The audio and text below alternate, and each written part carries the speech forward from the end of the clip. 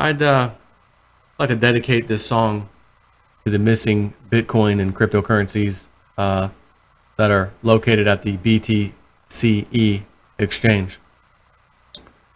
Here we go.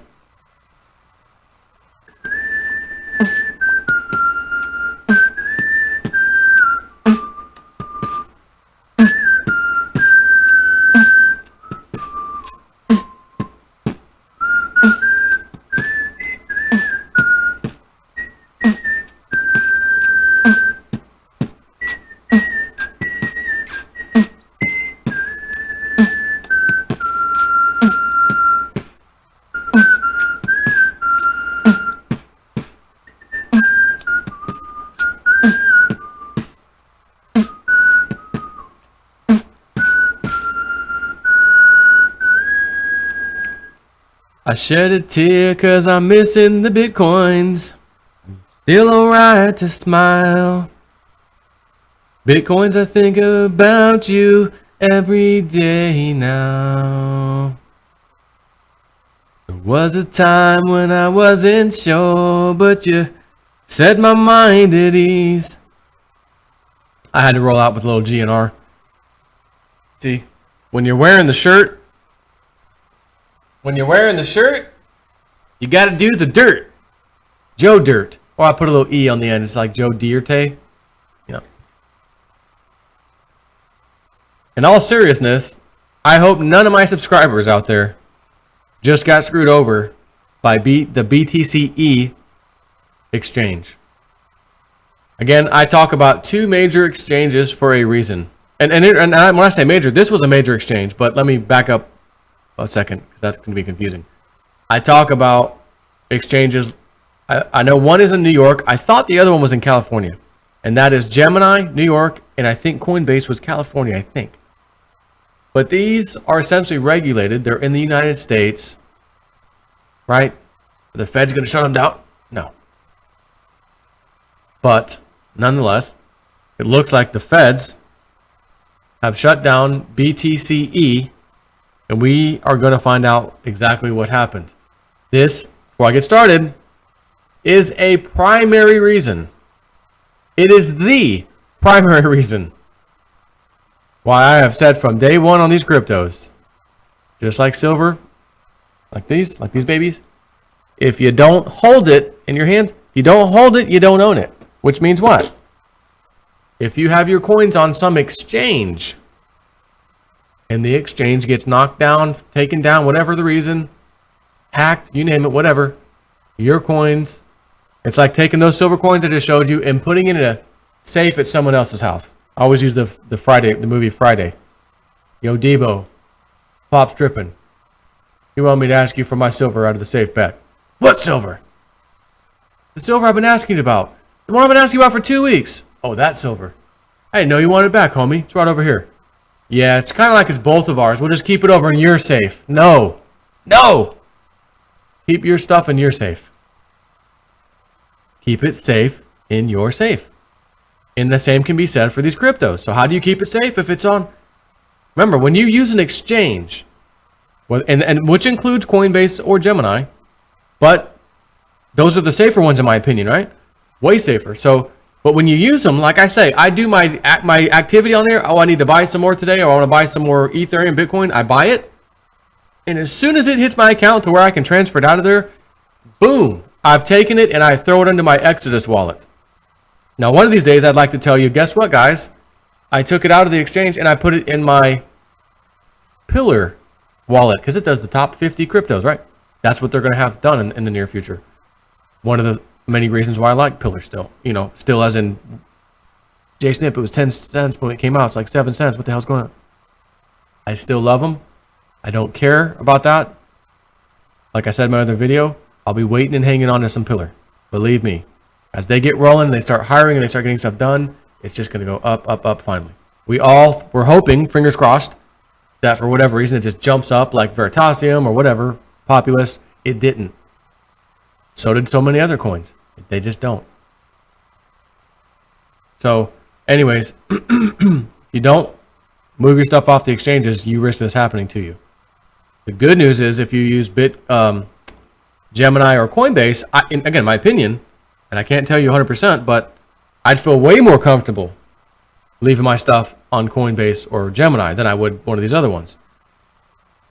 So, having said that, you're probably saying, what about our tokens though in my Ether wallet? Remember, my Ether wallet is not an exchange. It's not somewhere where they have the private keys and you don't have them, like the exchanges do. They create an account for you. Here's your address to send Ether back and forth, but they don't give you the private key. No, I'm talking about the exchanges. My Ether wallet is just a medium for you to use to get to the Ethereum network, where all of this lies, all the tokens, who owns what, right? It's all there. So as long as you have the private key, if my Ether wallet got shut down, it wouldn't matter. You could take that and go to some other platform, input your private key. Oh, there's my stuff, right? But you can't do that on the exchanges, which is why I don't like keeping my stuff there. However, I do understand there's a lot of people, namely older folks, who just, it's hard to get all this stuff. Technology, this one, that one, go here, go there, And for them, it might be easier, where they say, well, I don't want to mess with the ICOs. I just want some Bitcoin, some Litecoin, some Ethereum, whatever. Do you think can I just go on the exchange, buy it, and leave it there? The answer is yes, you could. Certainly. And I feel more comfortable, again, with Coinbase and Gemini. But Gemini doesn't offer Litecoin, at least not yet that I'm aware of. They just do Ethereum and Bitcoin. However, Coinbase does. And not that it really matters all that much. Anyway, so let's see what happened. Why the feds took down one of Bitcoin's largest exchanges. Tracing Mt. Gox's stolen coins led feds to Alexander Vinnik. This week, one of Bitcoin's largest and most notorious coin exchanges was brought down by law enforcement, and police and prosecutors are now beginning to explain why. On Thursday, the Department of Justice unsealed an indictment against Alexander Vinnik through thought to be the operator or one of the operators of Bitcoin exchange BTC-E, charging him with 21 counts of money laundering and other related financial crimes. The counts range from operating an unlicensed money transmittal business to a variety of money laundering charges, including laundering associated with ransomware payouts and a theft from the now defunct Mt. Gox exchange. More generally, the indictment paints BTC-E as a hub of criminal activity, laundering the proceeds of everything from drug trafficking to ransomware attacks. I'm going to say, just based off what I'm hearing right here, right now, if you couldn't take your coins on BTC-E and actually exchange them for money, cash, I don't know that those kind of charges could stick. You're moving digital cryptos, tokens and things, whatever, cryptos. And the other thing, unlicensed money transmittal business. You're not transferring money if it's just tokens, right? Or cryptos. You're not transferring money. You're transferring cryptocurrency, which is not real money. Whether people pay money for them or not, it's a different story, but you're not collecting the money on that exchange. I don't believe BTC-E, which I can't go there to look, and maybe someone can correct me if I'm wrong in the comments. Could you, because I don't know, could you sell off your coins at BTC-E, your cryptos, and get cash in some way? If the answer is yes, then they're finished. If the answer is no, then honestly, I think that'd be a hard one to get charges on. To actually go, actually get a win in court for law enforcement, because you're transferring cryptos, not money. The other issue, including laundering associated with ransomware payouts. That's what I'm assuming they've probably done, and I don't know this, so bear with me, but I'm assuming what they've done is they, as in law enforcement, said, oh, well, since somebody used your exchange, unknowingly to you, of course, but they used your exchange, we know that they transferred some stolen Bitcoin or whatever out, and then they use your exchange as the medium to do this. We're going to charge you with that too. Again, that's like someone jumping the fence, coming onto my property, doing a drug deal in the back of my property. The cops nail him and then try to indict me. This is absurd, right? That's what this is saying. However, if they can prove that, no, this guy who's running it or somebody who works there with him was doing part of that stuff, then it's solid. They got a good reason to shut him down. I don't know that we're going to see that. So this is still early. We'll have to wait and see what happens. As some suspected, Vinnik's alleged crimes go beyond just operating the exchange. Feds believe he played a role in the theft of more than 800,000 Bitcoin, about $400 million at the time, from Mt. Gox, a staggering loss that ultimately shuttered the exchange. According to the indictment, 530,000 of those Bitcoin ended up passing through wallets controlled by or associated with Vinnick, although his role in the larger scheme remains unclear. So again, you could say he controlled wallets because his exchange created wallet addresses, right? To anybody who joins the exchange and says, I need a new account. Okay, here you go. But since he owns the exchange, then he's at fault. Again, this is sketchy. I don't know if there's more to this, but we're going to have to follow this and see where this goes. Vinnick himself is in custody, arrested while on vacation in Greece, but the Bitcoin world is still sorting through the larger implications of his arrest. BTC-E was one of the last major exchanges outside the reach of conventional finance, and now that it's gone, it's unclear what might replace it. There are many legitimate uses of Bitcoin, but Bitcoin transactions have also become essential for online crime, whether it's ransomware, yada, yada, yada. BTC-E, founded in 2011, always stood out as an anomaly among the major Bitcoin exchanges. Even a cursory look at BTC-E flagged it as a little strange. Quote, their exchange prices always seemed weird and out of line with every other exchange, and I had wondered why, Matthew Green, a professor at Johns Hopkins University, told The Verge in an email. Nicholas Weaver wrote at Lawfare that BTC-E was noted for its sketchy ownership and control. The exchange was supposedly located in Eastern Europe, but there were no clues as to who ran it until now. But the big surprise in the indictment is how closely tied BTC-E is to a massive theft at Mt. Gox, one that eventually bankrupted the exchange in 2014. Again, but you could argue, we got to see the information, and I don't have that information to share with you. So this is just pure speculation and opinion. But I think what I'm saying is a little bit warranted, at least. If you know there's an exchange out there like this one, it's not really regulated, and you're a bad guy, and you got some of that stolen loot, so to speak, from Mt. Gox and elsewhere, which exchange do you want to use to try to cash out? You want to use one that's regulated in New York or California, or do you want to use this one out in God knows where? That's not really regulated.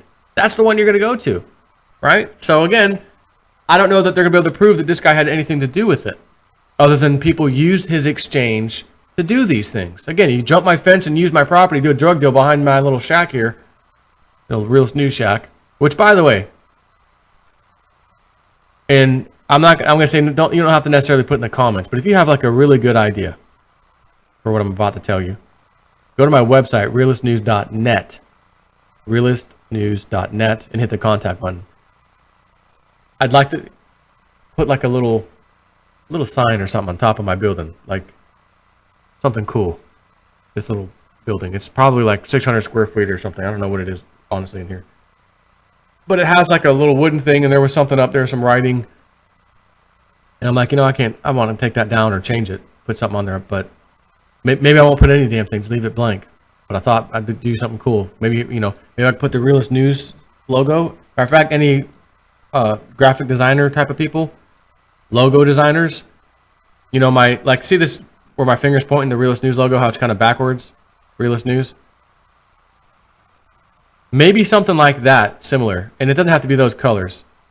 I kind of like a bluish, I'm like kind of a blue kind of a guy, but I wonder if one of you guys could do something cool, maybe a few different designs, and email it to me if you got the time. And then I can take that and try to print it on something. We got that new printer at work that's like insane, and it'll print on anything. And it's actually does ultraviolet. It's an ultraviolet light printer. It uses ink and stuff, but it dries it immediately with ultraviolet light. It's really cool. And you can print on some big stuff. So I'm like dying to, where I'm going with this, I'm dying to use it. Instead of doing test prints every day, I want to actually use the thing on something. So if you have any cool ideas and you want to send me them, by all means do that. That'd be really cool. So anyways, end this. It's just speculation on my part. Again, I can give you what I think, but notice how there's nothing definitive, even from what law enforcement's saying, that we know he did this, or we have proof. It sounds to me like they're just trying to take down an exchange, unlicensed, out of the reach of the feds, somewhere else. Let's go after this guy.